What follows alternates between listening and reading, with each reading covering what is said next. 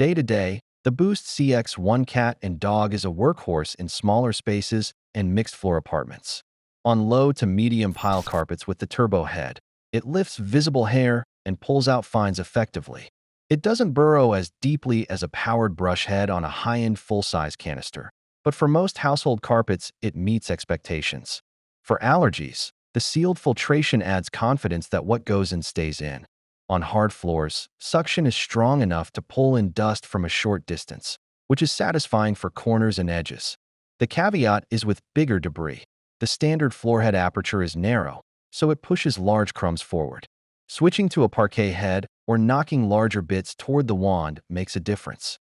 Noise at full power sits in the upper 70s to mid-80s dB by casual app readings, which is audible but not harsh, and felt similar to other compact canisters at max. With pets, the machine's compact body and track-following behavior really help frequent quick cleans, and the bin and filters do not clog rapidly with just hair, though owners who vacuum infrequently may notice the small bin as a bottleneck.